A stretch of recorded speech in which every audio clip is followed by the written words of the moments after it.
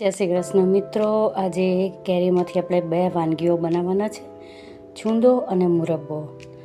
તો કાલે માર્કેટમાંથી મેં આ તોતાપુરી કેરીઓ લઈ આવી હતી. હવે તોતાપુરીમાંથી આપણે છૂંદો અને મુરબ્બો બે અલગ અલગ વાનગીઓ બનાવીશું. તો પહેલાં મેં કેરીઓને સરસ આ રીતે ધોઈ દીધી હતી, અને એમ પણ રજાનો દિવસ હોય એટલે આપણે સિઝનલ કંઈ ને કંઈ આઈટમ સવારમાં મેં આ બધું કામ લઈને બેસી ગઈ હતી. આશુતોષ પણ ઉઠીને આવી ગયો છે. કેરીઓને સરસ આ રીતે મેં છોલી લીધી છે. આ તોતાપુરી કેરી છે, 1 કિલો કેરી મેં લીધી છે. હવે એને આપણે ખમણી લઈશું. ખમણતા ધીમંત પણ આવી ગયો, એટલે એણે કીધું કે લા મમ્મી હું પણ તને મદદ કરું.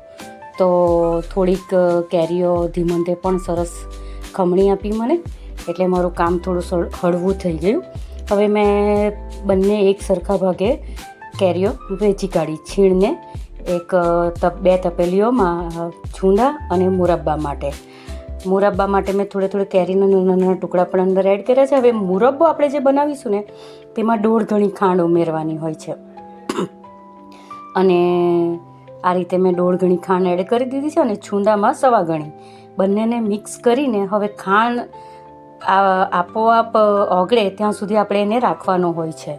પણ ગરમી એટલી છે કે સાંજ સુધીમાં તો ખાંડ તવાઈ પણ ગઈ, એટલે પછી મેં એને ફટાફટ ગેસ પર ચડાવીને તબડાવવા માટે મૂકી દીધું. આમ તો લોકો તડકા છાંયડાનો પણ કરે છે, પણ મેં આ રીતે જ ચાસણી કરીને જ કરી દઉં છું.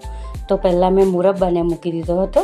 તો આ રીતે ચાસણી કરવા મૂકે વારંવાર એને આપણે ફેરવતા જઈશું. આ જુઓ, આ રીતે મુરબ્બો બનવાની રીતે થોડો એનો કલર ચેન્જ થતો જશે અને બ્રાઉનિશ થઈ જાય. એક તારની આ ચાસણી થઈ ગઈ છે એટલે આપણો મુરબ્બો રેડી છે. એમાં એલચી, તજ અને લવિંગ એનો ભૂકો કરીને અંદર એડ કરીશું. તો આપણો મુરબ્બો રેડી છે. આ બાજુ છૂંદો પણ મેં ઉકળવા માટે મૂકી દીધો છે, તો છૂંદો પણ આપણો રેડી છે. હવે છૂંદામાં પણ આપણે ઉમેરવાનું તે જ બધું છે, તજ, લવિંગ, એલચી, અને એની અંદર આપણે એડ કરીશું 1 ચમચી લાલ મરચું. તો આ આપણો ખાટો મીઠો તીખો છૂંદો પણ બનીને તૈયાર થઈ ગયો છે. ઠંડો પડે એટલે આપણે એને કાચની બોટલમાં આ રીતે ભરી દઈશું. તો સિઝન માટેની આપણી આ છૂંદા અને મુરબ્બાની એ બંને બનીને રેડી થઈ ગયા છે. અને તમને મારી રેસીપી ગમી હોય તો લાઇક, શેર અને કમેન્ટ કરજો, અને સબસ્ક્રાઈબ કરજો. જય શ્રી કૃષ્ણ.